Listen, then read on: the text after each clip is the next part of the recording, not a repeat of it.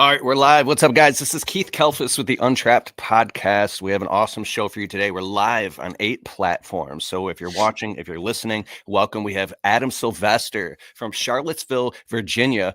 He's the owner and founder of Charlottesville Lawn Care. They do about $375K per year, but he also started a second business, completely separate business and totally different shops. It's a gutter cleaning and installation business. And he's going to talk about, multiple businesses. Should you start a second business, and how do you do both at once? That's kind of a crazy thing to consider. I do that, and I like having a lot of pressure on my shoulders. That's how I perform, and I get bored easily. So I like to do things. But he's also the host of Masters of Home Service, the official Jobber podcast. And so actually this show is brought to you on behalf of Jobber. I'm wearing the Jobber shirt right now. Well, I'm a Jobber ambassador, and it's the software that we run our service businesses on. We can do billing, invoicing, payment collection. It's now integrating this amazing AI stuff that you can follow up with your customers on autopilot. They have marketing tools. You can get reviews. It literally is the thing that when I talk to other lawn and landscape people and people in the green industry, they were like, dude, Jobber is like taking your business to a next level of professionalism and ease. It's like having a virtual assistant. And so anytime you want to try Jobber, you can get a totally free 2-week trial of Jobber software. If you go to getjobber.com/.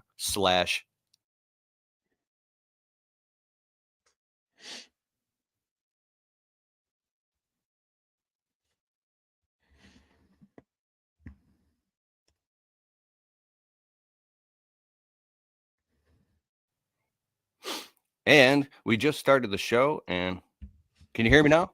Yeah, I can hear you. Did I lose you? Sorry about that. I'm not sure what happened. Sweet. So what's up, bro? You're running 2 businesses at once. Indeed. Yeah. I woke up one day and realized I was double the busy. So I'm not sure if it was a good idea or not, but here I am. And I started lawn care about 10, 11 years ago. Like many of your listeners, I started when I was 11 and 12, just cut the neighbor's grass, and then speed up a little bit. I got 3 or 4 years ago, I discovered there's a pretty good niche need in the marketplace here in Virginia for gutter cleaning, gutter repairs, just all things gutters. And so I started a business after meeting my buddy Donovan Questenberry down in North Carolina, who showed me the ropes. And here we are. Bro, so how long did you run the lawn care business? And you guys do exclusively lawn care before you started the gutter cleaning? Yeah, it's low barrier of entry. We're just doing mowing and blowing. We're doing 2 or 3 yard work jobs a month, maybe a $2,000 or $3,000 mulch job, that kind of stuff. But I have a very small crew, and we have a pretty high profit margin. It took me a long while to get to that point, because at one point we had people that weighed 400 pounds and didn't belong to work here, and I wasn't making any money. But now we have a really lean crew who, I have a guy who goes out and does about 9 or 10,000 every 2 weeks. And, that's pretty good for paying one guy. And then I have a couple other seasonal guys as well. So, but yeah, just mowing, blowing, mulching in the spring, doing leaf cleanup in the fall, doing a little bit of snow removal in the winter, some, not much. And it's a pretty simple business. Love it. And then with the gutters, what made you decide to, instead of adding that as a service to your existing business, why did you launch in a completely separate business that's now, you said it's done over $1 million in the last year with 5 technicians? Why did you completely separate that, and what are the benefits, and what was your thinking around that? The reason evolved in the beginning, it was, I just didn't want to be a jack of all trades, master of none. I didn't want to be that guy, because what I did in the beginning was for about 2 years, I was subbing out gutter cleaning to a guy in town who I knew who liked cleaning gutters. And so it was very easy for me just to pawn my clients off on him. We would pay him. He was a 1099. I'd collect money from the client. It was pretty simple. And it was almost more of I just want to be convenient for the client. I didn't want to tell them no. But in the summer of 2020, once I realized there was more to it than that, I realized, you know what? I don't want our clients to have to call the lawn care guy to clean their gutters. I think there should be a differentiation. Same reason that they wouldn't call the lawn care guy to fix their toilet or their HVAC or their windows or anything, like, right? Like, why in the world how did gutter cleaning get roped into lawn care? I'm not sure when that happened or who did that, but so I'm actually on a mission to try to break that assumption. And so when people say, oh, you do lawn care, do you do gutters too? As a matter of fact, we don't. My guys keep their feet on the ground. Now, if you want gutter cleaning, my other business does that because they're gutter technicians or gutter specialists, but there's really no overlap. And so so it evolved for me over time, but that's why I just don't want to be a jack of all trades. Now, what is your primary role in the business, and how has the role evolved from when you started to get to where you're at now? So I'll answer that after I answer another assumption, which is I have a do-over. I started my lawn care business first, made a lot of mistakes, made all the mistakes your listeners have made, probably more. And so when I started Gutter Pros, it was a way for me to correct all those mistakes and not do the same stupid things again. And it was a lot easier the second time around. And one of those things was, what's my role going to be in the business? And like so many people, I was trapped, just like you say, I was trapped in the business in multiple ways, not just by doing the work. I was trapped in all kinds of ways. I wasn't profitable enough and all this kind of stuff. And so my role in Gutter Pros now it's the same as it always was. I never did any ladder work whatsoever. That was a requirement for me because one, I didn't have time. When I opened Gutter Pros, I was still pretty involved in Charlotte lawn care. So I just didn't really have the option to do both. And so I don't do any sales. I don't do any of the work itself. I don't go out with the guys unless it's like 4 or 5 times a year to like watch and observe, but I'm there in the morning.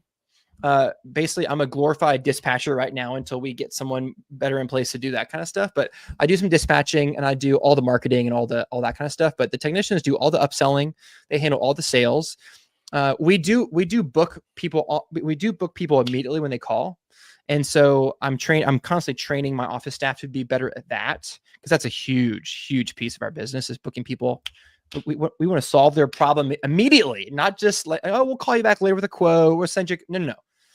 They want us to solve their problem now. And so my perspective is like, how do I make sure we solve clients' problems as quickly as we possibly can? Wow. So, it's funny. I just reminded my friend Joshua Latimer. Oh, I love Josh. Yeah. He spoke at my marketing ROI live event a few years ago, and he told a story. He said that he was in a mastermind group. There's about 40 business owners there. He said, if you're doing, this is him talking. He said, if you're doing it was like $1 million a year, less than that, sit down. A bunch of people sit down. If you're doing like 5 million, or sit down. And he went through this thing and it kept going up in the numbers. And he said we finally got to like, 15, 20 million a year. And there was 2 guys and then 1 guy left standing. And then he made more than anybody else in the room. And he was just this kind of like nerdy guy with glasses who you would never think. And then everybody looked at him like, what is your business? What do you do? He goes, gutter cleaning. No way. Yeah, really? He's like, and just gutter cleaning. You just do gutter cleaning?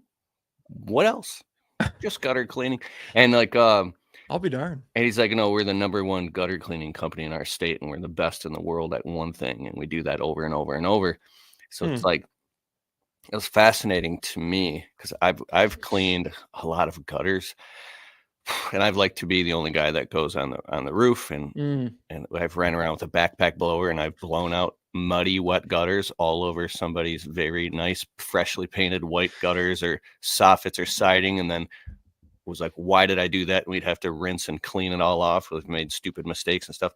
So it's like, but with the gutter cleaning stuff, we can get Facebook leads, like $52 per closed Facebook lead in the fall for $199 gutter cleaning job, which then we can go and upsell them to landscaping. But you just do gutter cleaning only. And so how does that work in the middle of like all the summer months if people only get their gutters clean in the spring and in the fall? Like, how does that business work and sustain? One of the reasons I like the gutter business so much is because it's not really seasonal for us. We're in Virginia. I'll be honest. It's a good climate for what we do.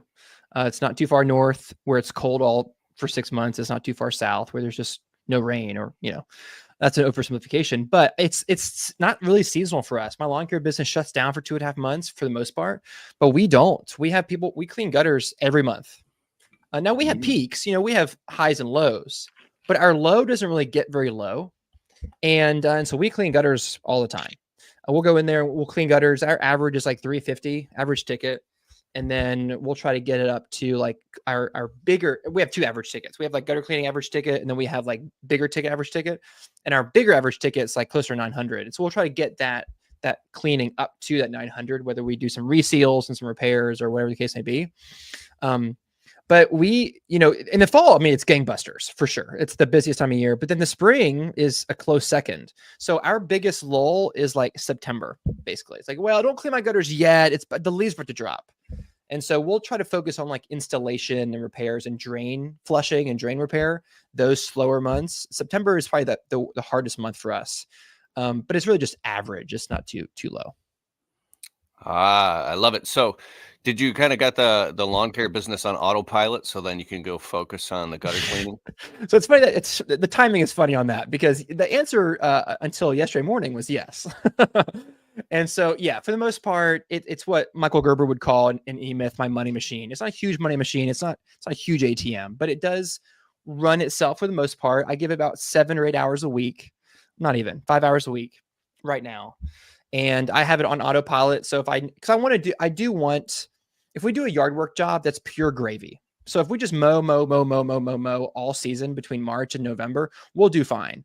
But if we sprinkle in 12 or 15, like $2,500 average yard work projects, that's just all goes straight to my wife's bank account, and my kids and, their college tuition. And so I dabbled with having my main guy bid those last year. It didn't work out. That's okay. It was a trial. He is a doer like I've never seen. And so I don't want to slow him down doing office work. Right. And so he's just go.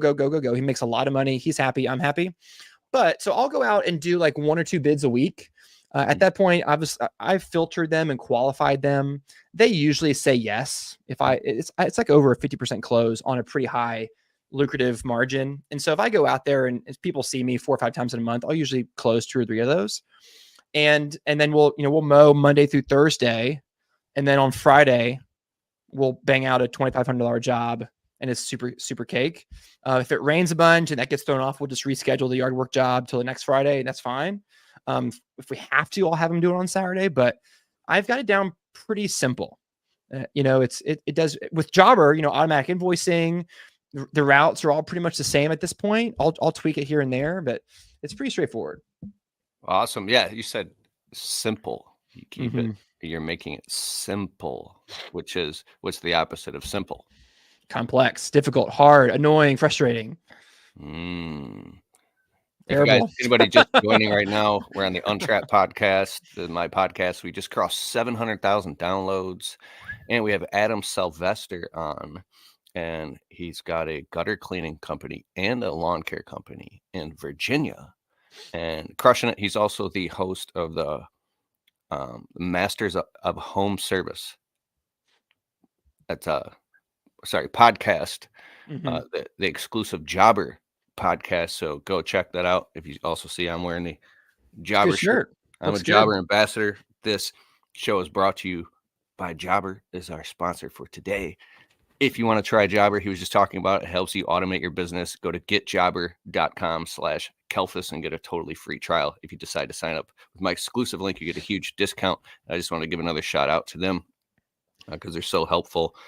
And I see some comments coming in. I'll get your comments in a little bit. But earlier, and I see all you guys in the comments, and I just want to acknowledge you and say I appreciate you. I see all you guys on live right now watching this. So awesome. You could be anywhere, but you're here right now with us. So before we started the podcast, I asked you, what is your superpower? And you replied, Adam. So my superpower, I would say, is I have an unusual knack for keeping things together. I can be the glue relationally. And so if there's a lot of drama, if there's a lot of conflict, if there's a lot of frustration among the team, I just have a knack for making things better.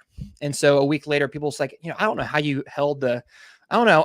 Just like Abraham Lincoln held the North and South together. I don't know how you did it, Adam, but it's just something I've learned about myself over the years. And so I've learned that it's better to listen than to talk. I hate when people assume. I don't know if you know about this, but I hate when people jump to conclusions and interrupt people and cut people off and think, well, I know that. Well, no, you don't know. And so I've just learned, some of it's just like really simple relational stuff, but I know a landscaper who You won't just I'm not going to cuss on here. He just will not just shut up. Just shut, zip, just stop talking for 2 minutes and just listen. Like he's a landscaper who automatically assumes and then starts over talking everybody. And I just want to press the button that makes the ground open up. And then he's like, "Oh!" I'm joking. I'm totally kidding. But I mean, just like, but anyway, so if you are, sorry, if you are dealing with like drama, conflict, and all these type of things, and maybe it's high tension, stress, everybody's really busy. What are some of the tactics and things you've learned about restoring the calm? So I know one of the things that my guys will tell you if they were to ask you is that they always will say that Adam always gives us the benefit of the doubt every time. It doesn't matter if the client calls, well, your guy was here and they left trash all over the driveway and they didn't clean that gutter right and this and that. I'll say, okay, I'll listen. And when I talk to the technicians, I'll say, hey, let me tell you what the client said. The client said that you left trash all over the driveway. The client said that you didn't clean the gutter out right. Now, I'm not sure how they know that because unless they got on a roof and they didn't. I mean, so trash. Are you talking about like they blew or they cleaned out and they left? Yeah, or just, yeah, place? Any complaint they could come up with, any kind of debris, any kind of complaint. What I don't say is, you guys left debris on the driveway. That's totally different. That if I say, you guys did X, Y, and Z, then what are they going to do? They're going to defensive and deny it, all that kind of stuff. But I say, hey, the client said, I don't know what happened. All I'm saying is I'm just relaying the conversation over to you. Let's go check it out and see what happened. Now, you and I both know that they probably did what the client said. They did. But there's just two different ways of going about it. Maybe the client misunderstood. Maybe the UPS guy came in right after us and left trash all over the place. I mean, that's possible, right? And so assuming the worst just because the client said so, I found the client is really not very reliable. And so giving my guys the benefit of the doubt, they say, hey guys, we don't know what happened yet. Let's go back and check. The client said X, Y, and Z. I don't know what happened. Let's go see. Instead of saying, you guys getting all mad and irritated them and saying, you guys always leave trash all over the driveway. That's just not the way to run a business. That's not the way to lead people effectively. Now, if you don't want to be effective, you can do that. But if you want to be effective and run a business where people want to work, then you need to give your guys the benefit of the doubt. Don't assume that the client's telling the truth. Don't assume that one employee is saying the truth about another employee until you get both sides of the story, right? And so there are just things like that I've learned really go a long way in a relationship that you can't just neglect. You're reminding me of a couple books that I've read recently on audible.com. One is called Crucial Conversations, and the other one is called Difficult Conversations. Is that Henry Cloud or is that somebody else? I think so. I usually remember every author, but that's the books, and they're phenomenal, and they run you through role playing of conversations and stuff like that. Totally. Yeah. Yeah. Because you and I, we've both been in a situation where someone was jumping to conclusions. Someone started saying something like telling a story, and someone else just goes, I know what you're going to say. And that's not what happened at all. And this, and this, and this, and this, and this, and this. And everyone just rolls their eyes because the guy's making a fool of himself. Right. And you didn't let me finish. What I was going to say is everything opposite of what you just said. Oh, sorry. It's like, well, that could have been all avoided if you just listened. If you just like use both ears and one mouth and just against every temptation you have to blurt out some stupid response, just listen. Because here's the thing, if they're doing that with each other, they're doing it with clients too. And that's definitely not good. So it's not easy. If it was easy, everybody would pay. If it was easy, everybody would do it. If it was easy to run a business and teach these skills to your team. But here's the thing. A lot of these guys go home to their wives, to their kids. One of my guys just had a baby yesterday. So it's his first one. Very exciting. And they go home and they treat their wife and their daughters and their sons, their parents, whoever, the exact same way they treat you and me at the office on the job site. And so if we can teach them these skills, hey, why don't you just stop and let him finish? Hold on. Just let him finish. And then you can respond. Hey, let's not assume the worst here. Let's go into it with an open mind and see what really happened. Because you might be surprised. If we can teach those skills to people, then what are they going to do? Over time, they're going to take those skills home. And their wife is like, gosh, you listen a whole lot better. Man, yeah, I appreciate you listening to me so much better. Well, yeah, they're skills that Adam taught me at work, on the gutter site, right? Like the work that we do matters. And the impact that we have on our team matters. We're not just like cleaning gutters. We're not just cutting grass every day. We're not just pulling weeds. The things that we do matter. And I've had guys tell me, hey, Adam, the sales book that we just read over the last 3 months changed everything. It changed everything. I ask the right questions. I listen. I ask better questions, follow-up questions. I talk to people in a way that's persuasive, not manipulative, but persuasive. Like I had a guy just told me it totally transformed his whole mindset at home, not at work, at home. It matters. What we do matters.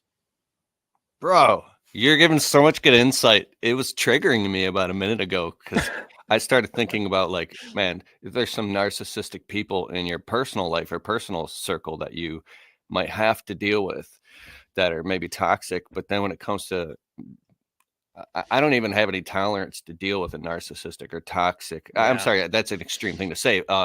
Maybe employee or client. I just don't.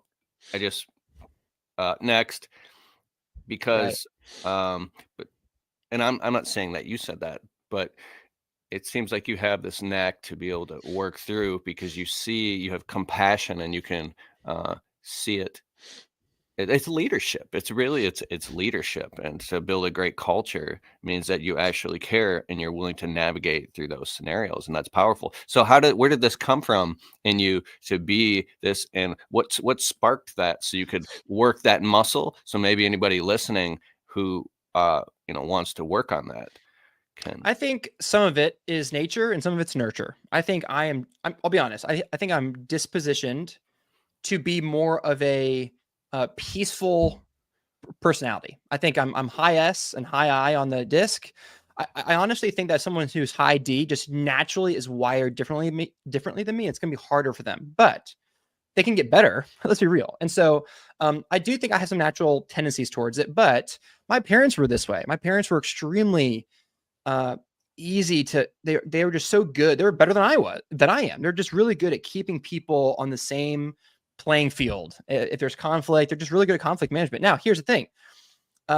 All the books I've read, I've read Dale Carnegie. I've read every book. That's an exaggeration, but you know what I mean? I've read so many books on how to manage, how to lead. I love the 1 Minute Manager. I love Manager Tools. I love John Maxwell. I love all that. John Maxwell's old school now, but I just love all that stuff. And so it's seeped my brain over the last 15 years, and that makes a difference. The other thing is, though, I would say that my parents and I, on the other side, I would say we're gifted in this, but if we're living in the extremes here, then we might be too easy, too nice, too accommodating. I heard a friend told me it's on my wall at the shop that you don't get what you preach, you get what you tolerate. And people like me are, if we're living in our weakness, if we're not really sharp, then people like me tend to just let too much stuff go by, too much stuff slide, and he's just moody today. That's fine. No, it's not fine. So a mature person who can manage conflict says, no. I have limits. I have boundaries. That behavior that you just did is not okay. That's not how we behave here. But someone who's weak and is immature in this conflict management topic we're talking about will say, it's okay. No, it's not. It's not okay. And so it's not okay to come into the shop in the morning with a frown on your face and your shoulders are slumped and you walk by everybody, you don't really say hi, you go straight to the bathroom. That's not okay. Now, some people that's blowing their mind right now because half their people do that every day. But that is not a professional way to behave. You walk in, hey guys, good morning. Even if you don't feel like it. Because amateurs wear their emotions on the sleeve, and professionals hide their emotions in order to present themselves in a professional manner all day long. I'm not saying don't ever talk about your feelings, but everyone else around you they deserve to come to work without having to deal with your crap. And it's just it's not just cussing and being abrasive. It's not that. It's also passivity. Oh, what's wrong? I didn't say anything. Exactly. You didn't say anything. What? That's not. We're human beings. We talk to each other. We say, hey, how was the game last night? Hey, how was your date last night? What are you doing this weekend? We talk. You can't just walk in. So that's an acute example. But on the job site, we're not going to shout across the yard on the job site. If you want to talk to me, you walk over And we have a normal, hey, come over here. That's so awful. Like the That's clients don't want 90s, that. bro. Bunch of dudes on Yeah. a roof swinging a hammer or something. "Hey, blah, Yes. blah," with dropping Yes. F words and stuff, and they having rock and heavy metal music blasted. No music. Yeah. I So let a guy you know what I'm go, talking about. because he would have these he would get anxious, and he would start shouting obscenities right in the Mm, middle. We're in a nice neighborhood, and you know, we're working, and I'd have to talk to him over and over and over, and it's like I would just cringe. I'm like, dude, I've worked so hard to make sure we have a professional presentation, right. and you're and you're here shouting obscenities, and um, that's funny. When I was 19, I was a foreman, but I was responsible for all the operations of this lawn care company. Mm, At a young age, I was in leadership role, but I was also dealing with like so much in my personal life at the same time. I was out early and I already had my own. I had my own apartment by the time I was 18, and I was just out on my own. And I remember one time, oh yeah, the boss kept piling so much, so much, so much, and I was 7 days a week for like 70 days straight, and it was the middle of mm, July one time, and I threw the weed whip in a customer's bushes, and I said, "F, F, F," and the guys were laughing and stuff, and I had to like I just walked around for like 2 miles straight, and I had to calm down. I was like, "Whoa, why did I do that? I can't do that ever again. Oh, I can't believe I did it." That's funny. So this interesting thing is, I'm listening to you, and it's brilliant because what you're describing is be responsible for the energy that you bring into this environment. And when you do that as a leader, and then you say, hey, in this environment, you have to be responsible for the energy that you carry and that you bring. So like, we don't do that. When you come to work here, it sets this culture and this tone that because I've learned you do deserve what you tolerate, and you condition mhm, people of how they're going to treat you. And so if you have an environment, and so I think some people have to go through a lot of pain and suffering in a leadership role, or if they bite off more than they could chew, and you might have 2, 3, 4, 5, 6, 7 employees, and you might be like, why do my employees keep walking all over me? Why is all this stuff happening? Oh mhm, my God, I feel like it's outside of my control. And then that same exact entrepreneur, that young entrepreneur, fast forward 5 years later, maybe he's 33 now, and he's in total control of his business. Everything's peaceful. mhm. And you ask him, you say, bro, someone asks him, how did you become this way? And he would be, oh, I was always this way. No, no, Right. Yes. no, you had to go through a lot of pain and suffering and learn really hard Mhm, lessons that you have to stand up, because you said nice earlier. Last night I was in a men's Bible study with we're business owners, landscapers. So I was invited to a Bible study, and it was phenomenal. And they said like the word nice, the Latin root of it is like can be weakness, or nice mm. is like can actually be derived from the word idiot. Like So pitiful, sort of. Yeah. being nice. The funny comedian George Carlin, he said, like, "How are you doing?" "Fine." He's like, I'm a huge fan of George Carlin, but so it's like you are being kind, Mhm, and you're being professional, and you have a backbone, you have posture, and posture is the thin line between wimp and jerk. well said. Yeah. Yeah. Yeah, I was talking to a buddy of mine this morning actually, who is a little bit younger in the business than I am. Just started out a couple of years ago, and he's got a lot of the headaches that I used to put up with years ago. And he was telling me, all your listeners are gonna laugh. He was telling me, and then he said this, and I couldn't believe he said that to me, and he wanted more money, and he said no, and this kind of stuff. And it's so obvious to you and I, because we've done this for so long. But to him, it's not as obvious. And so basically what happened was this guy said his employee said something really disrespectful and completely out of line to my friend. And it took my friend completely off guard. Who's raise your hand if you've ever been in a situation where you're taking off guard? You just didn't know what to say. And I said, you do have to you have to grow that muscle and learn how to respond and stuff. But here's what I told him. I said, dude, don't ever let an employee talk to you in a way that you would never talk to your boss ever. If you would never say that to your boss, if you had a boss, then don't let them say it to you. And that's not easy. That is a muscle you have to develop. And it took me a long time to develop that. I've got it now. And if someone said things that my friend was saying, I'd be like, no way, no way, but I made the same mistakes he made. And so don't ever let your employees talk to you in a way that you would never have the same standard for them. If they start going off and saying things that you don't appreciate or out of line, you have to stop them right there and say, whoa. That's not going to fly. It's like, I'm your boss. And I used to think boss was a bad word. And I used to really didn't want to wear that hat. It made me really uncomfortable. And, we're just friends. We're just on a team. And here's the thing. If they went out to dinner, they would invite me. It's like, I'm not their friend. I'm not their teammate. I'm their, the coach, maybe the coach doesn't get invited, but this whole idea of like, we're just all a team here. They don't see it that way. I'm the boss. And so now I want to be a good boss and a good leader, all that kind of stuff, obviously. But here, I become a lot more comfortable, and I hope your listeners will too, become a lot more comfortable wearing the hat of the boss and holding the line where the line must be. That's the boss's job. Whoa. Do not talk to your coworker that way. It's not okay. I'm not going to, don't ever do that again. Oh, sorry, boss. I appreciate that. That's all it takes. It takes 5 seconds to hold a line. It doesn't have to be this big, huge thing. It doesn't have to be this huge conversation. Hey, come to my office. We're going to have this big, huge talk. It doesn't. Whoa. Hey, just like when someone hits an edge wrong with that weed whacker, you say, hey, don't do it that way. Do it this way. Let me show you. Okay. Can you do it that way? Great. And you're done. It takes 15 seconds. The same thing can be done with technical skills as with like emotional communication skills, because everyone's a bad communicator. Everyone. Until they learn how to communicate well. And so you don't have to have this whole big thing. You can you steer people. And the analogy that I use, then I want to hear what you think about this, is if you're driving down the road and you're on a straight road, okay, what do? You can't just lock your hands on the wheel and not move it at all. You'll end up in the ditch, because you have to, even though you're straight, you have to move the steering wheel back and forth a little bit to stay on, on the road.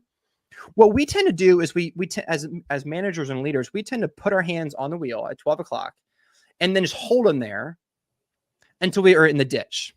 And what that means is, hey, why is this idiot? He doesn't know what he's doing. And why does he do it this way? And you come in, you get all fired up, you get all mad, you're in the ditch, and you say, what? Well, I've never been taught any different, Adam. You never showed me. But instead you say, hey, don't do it that way this time. Okay, great. And hey, next time, hey, don't do it this way. Hey, don't do it this way. And you're doing this constant adjustment. Hey, don't do it that way. Do it this way. Great. Hey, I like the way you're doing it. Keep doing it that way. And these little, otherwise your guy ends up in the ditch, and he's frustrated. He doesn't want to be in the ditch either. But we wait and we wait. We don't say anything. And then finally, you're doing a terrible job. You're fired. It's like, that's not the way to lead. The way to lead is these little adjustments driving down the road. I love it. I'm actually listening to a book right now by Gino Wickman, the author of Traction, Get a Grip, and Rocket Fuel. He wrote a book called How to Be a Great Boss. Mm-hmm. I'm listening to that right now on audible.com. It's phenomenal. Team leading, culture building. There's another book by, I'm just going to stop there. I'm not going to get all. Gino's great. Phenomenal insight. So when you communicate with somebody, it could be perceived as a harsh tone or even borderline mistreatment if you're just lashing out of frustration. Mm-hmm. But if you're doing it from a place of compassion, very calmly, with open ears and eyes, and your heart is connected, seeing it to a compassionate, better place. Hey, the culture here is this. Mm-hmm. And it's from a place of compassion, that you don't have to raise your voice or anything. You could just say, hey, we don't do that. Just very calm. And I'm very inspired by the leaders that are very, very calm. If you hooked up like an electroencephalograph to them, their heart rate, they don't get all anxious and cortisol pumping to the blood. Because I've worked for crazy wacko bosses who throw equipment and scream and punch things. And oh God, I had this one boss who he just couldn't turn the truck and trailer around in a tight spot. So he started screaming. He put it reverse, floored it, dry, floored it, reverse. And he's burning out and throwing sod all over the customer's yard while screaming. And we're like panicking in the truck. And I've had bosses call me names and stupid and stuff I won't even say on here. And it just beats your self-esteem into the ground. And then getting around true leaders afterwards who were great bosses, who treated me with respect. And I had a boss once, we were doing garden maintenance for high-end celebrity properties, and I was learning how to do horticulture, and I was trying so hard. I had so much enthusiasm, but Mm. I wasn't doing it properly. And the boss showed up and he was like, "Oh my God, this is a nightmare." And I felt he goes, "Wait, wait, wait. You're doing a great job. You're trying hard. This is a training issue. Mm. You hadn't been trained properly." So then afterwards, he set up a training session. He trained me how to properly Bingo. prune rose shrubs at the proper angle with all these things. And then I crushed it from then on out. And I felt, you know what? Even though I was just one of the guys, I felt Mhm. respected by that boss. And I learned a lesson that day where you teach somebody and learn how to communicate and train properly. And when you learn and you do it from a place of, um, your thinking is on the right, you're emotionally mature, you can get Mhm. phenomenal, um, these guys, I can't get employees to do anything. They all suck. Oh my God. Well, that's also part of the problem right there. Just that thinking, because Mhm. if you're in that position, you can very quickly get to a position where you could train an employee how to do something in 2 hours and they're just crushing it. And you're like, oh my God, I can leave the job site and they know how to do this thing because they felt heard and understood and respected Mhm. and trained properly. It's like, so that's what I love about having a green industry business, is because you can learn how to run a professional business. If you ever feel like you're burned out in your business, or you're depressed, or you hate it, or you're not, like you're like just pulling on the blinders, putting on blinders to all this amazing opportunity in front of you to learn how Mhm. to be a better boss. So, Adam Sylvester, bro, where do you plan on going in the next 5 years with your lawn care and completely separate gutter cleaning business? Where do you see it going in Virginia? So a couple years ago, I would have said that I wanted to take over. That I want to have multiple locations and scale up and have just an army of locations all over the place. And but here's what I actually want. I want a $5 million gutter business with about 20 technicians and a couple sales staff and some office staff, some structure, some org chart in there. I want to have a healthy 15 to 20% net profit. I want to have a 10,000 square foot 2-story facility, and I want to have a line out the door of well qualified candidates who want to work here. That's what I want. To me, that's a simple business. And then I want to be able to spend time with my beautiful wife, my 4 kids, and live like more of a simple life. I don't want to be driving to Richmond and all these different cities to like open locations. I don't want to do that. And so I used to think I wanted all this grandeur and all this huge stuff. But like a $5 million business with a strong team in place, that sounds like the holy grail for me. And so I think we'll be there in 4 or 5 years, and then maybe sell. Who knows that? My lawn care business is doing well. I thought about, well, it's still going strong. It's a simple business. My guys are happy. At least I I think they are. Um, and but like that's a simple business. The rent's cheap. We have a great reputation in town, and there's just no reason to do anything with it for now. And so that's just going to keep rolling. But here's the thing: I started the Charlottesville Lawn Care because I wanted to be a business owner. I never had the technician mentality that Michael Gerber talks about. I never had the employee mindset. I always wanted to be, because I never worked for anybody else. I never cut grass for anybody else besides me. And so it's not like I started just from day one. And the reason I did that was because I wanted to have a business that fit my life. I wanted to be able to make a lot of money. That was a big attraction. I wanted to, I didn't want to be, I didn't want to have a boss. Let's be honest. I didn't want to have a boss. And so those kind of things were big for me. And so as long as those continue, that's what I want. That's all I want. Bro, you said a simple life. Everybody smash the thumbs up button right now. Go, bah, bah, bah, bah, bah, bah. Hit it like 20 times. Everybody watching right now. He said a simple life, and put simple life in the comments. That's so powerful. There's one thing I forgot. We were talking about the employee thing. I created a totally free PDF guide for you called 4 steps to training employees. It's our 4-step employee training system, and it works. It's totally free. If you open up your browser and go to keithkalfas.com/4 steps, just the number 4 steps, you can download it now. So Adam, what made you, and we're going to wrap up the show here in a few minutes, but what made you get to the point, and how old are you, by the way? I turned 36 yesterday. Okay, what made you think that a simple life is a fulfilling life? Where did you get that? How'd you get to the conclusion? I think a lot of us who have baby boomer parents are experiencing this, where their parents just worked all the time. I had great parents. I think I had the best parents actually in the whole world. They're awesome, and they still are. But they worked a lot, and they still are working, to a certain degree, although they have slowed down some. And so they set this example of like really hard work, dedication, hustle, strong, just like drive. That's the baby boomer generation. It's a fantastic generation. And I think people like you and I are looking around and saying, you know what, that's great. I think I'd rather have a little bit less money and have a little bit more life.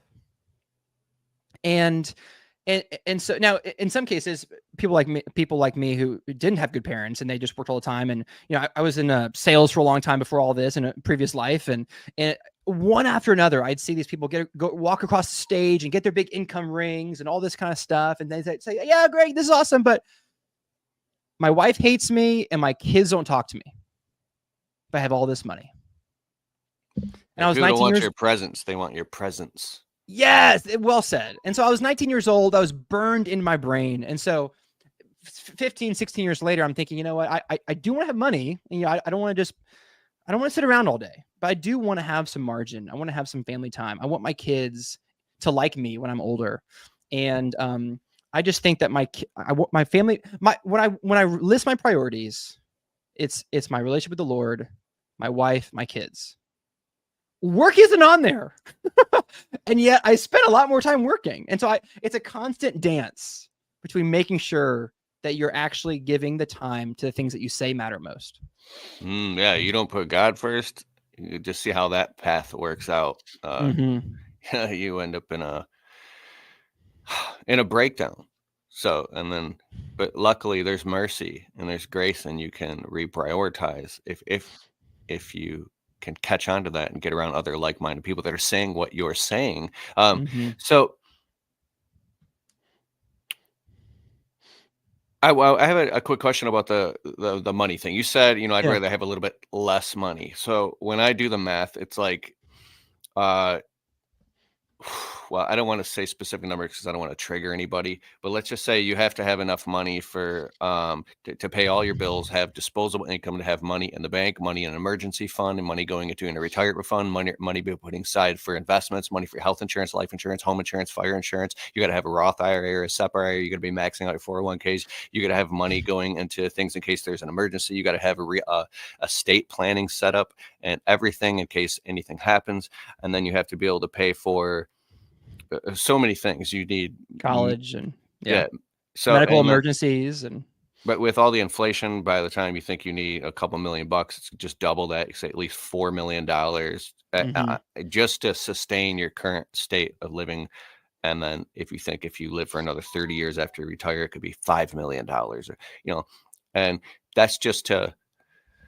So I believe you have to become rich just to live middle class, because one thing could wipe you out completely and then you end up completely poor when you work your guts out to avoid all that habit. I'm not trying to be negative here. I'm just being incredibly realistic. So when you say a little bit less money, and you talk like you're part of some type of mastermind group, you're getting coached, you're talking to somebody. So what do you mean money wise?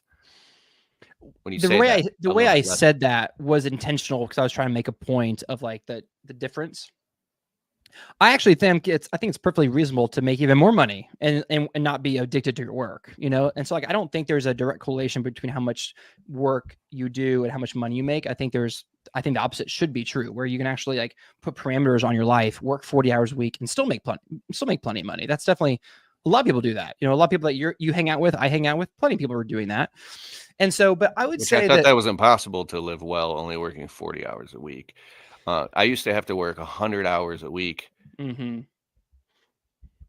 just to make ends meet. It took so right. long to get things in place, and now I probably work about 45 to Mhm, 55 hours right at this moment.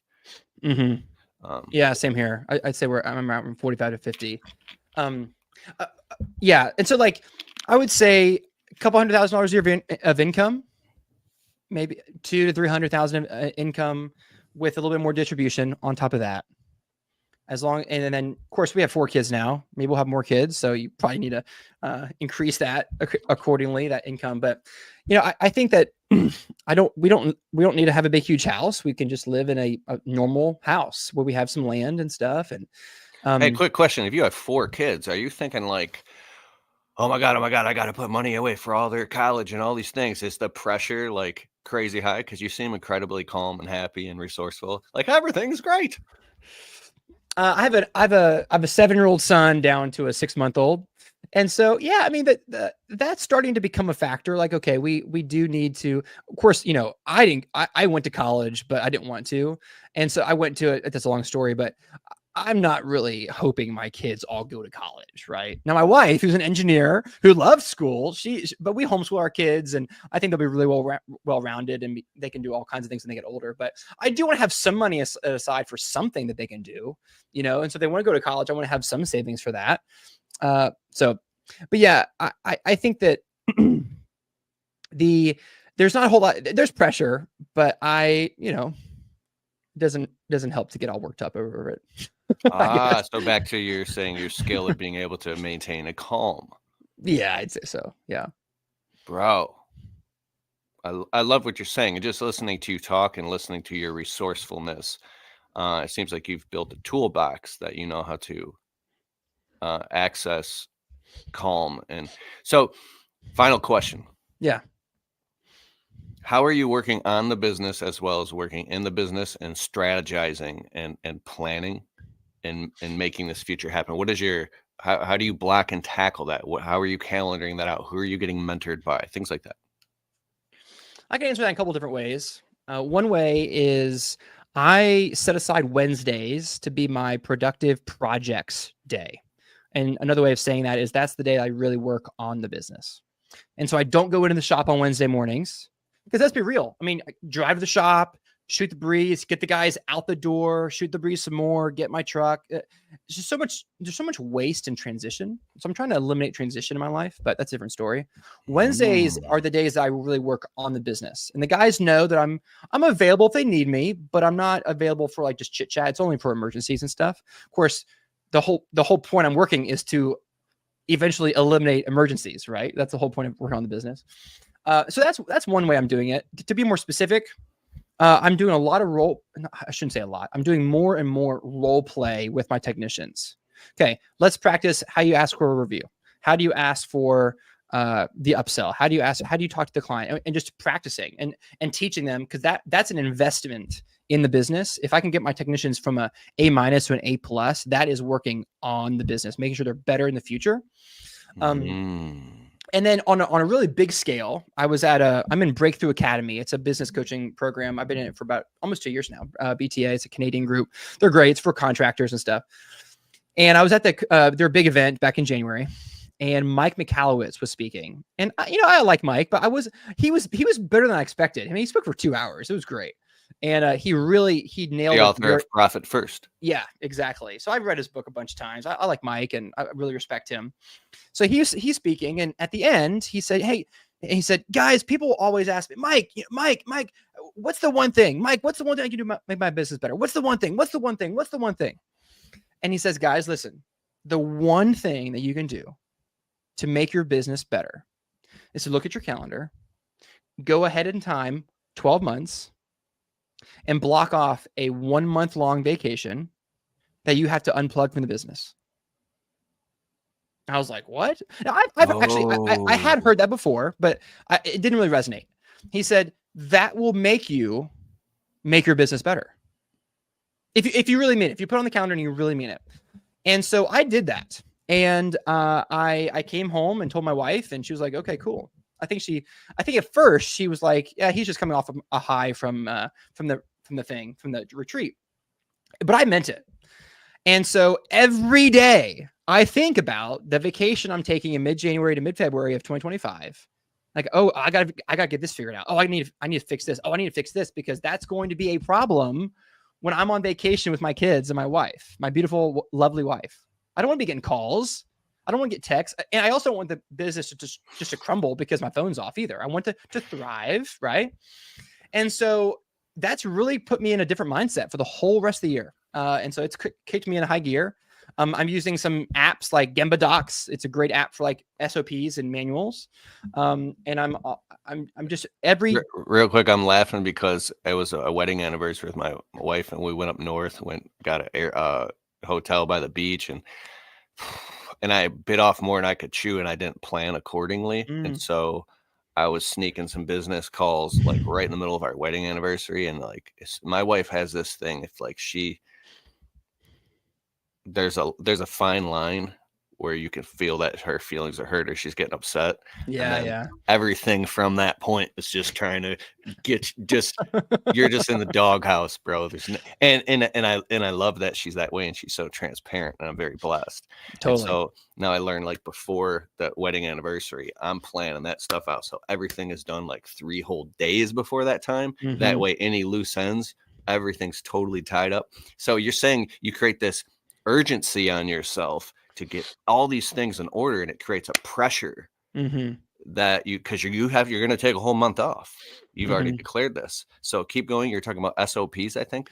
Yeah. And there's a lot of things there, but one thing I was going to say on the same line is the other reason I really resonated with me this month-long vacation is because I want to make sure that the dog is wagging the tail and the tail isn't wagging the dog. What I mean by that is the business running me, or is Adam running the business? Because we can, and I don't mean from a putting out fires. I mean, is the business more important to me than anything else? Do I wake up in the morning and go to sleep at night thinking about my business? Do I think about business while I'm at church? Do I think about business while I'm with my friends and when I'm with my wife and with my kids? Do I think about business all the time? Because if the answer is yes to a lot of those questions, then the business has a hold on me that isn't healthy. And so in my view, putting this month-long vacation, it wasn't really about the vacation. It was proving to myself that the business isn't in control. And like if you scream at someone, you're more likely to get mad at them. It's like which comes first, the chicken or the egg? If I prioritize this vacation, then that is all. I'm excited about it now. Like I wasn't really excited about it at first. I was like, okay, now I got to figure out how to make it happen. I wasn't really thinking about like, this will be a blast. This will be fun. I'll be with my family for 4 weeks straight. Like that's gonna be awesome. I wasn't really thinking about that from that perspective. Now I am, because I'm a few months in and I'm really starting to like, it's changing my mind. I made the commitment, and now my mind and my affections and my feelings are going along with it. But I didn't make the vacation because I couldn't wait for a vacation. That's not how it worked. But now I'm looking forward to vacation because I planned it. And for me, that was really important. So it puts you in a totally different mind frame, and you start optimizing differently and more productively. Exactly. And effectively, being an effective entrepreneur. Man, I love it. I want to stop there and stop on a high note. But is there anything else that you want to add? Adam Sylvester from Virginia, bro. Where can everybody find you? So they can find me personally at adamsylvester.com. They'll see the links to the podcast I host for Jobber. It's called Masters of Home Service. It comes out every Tuesday morning. It's a great podcast for it. We're interviewing other entrepreneurs just like the people listening to this podcast, 2, 3, 4, 6, 7, 8 employees, business owners, people in the trenches, just like you and I. And so that comes out every Tuesday. We film it in like Vegas. It's a really well done podcast.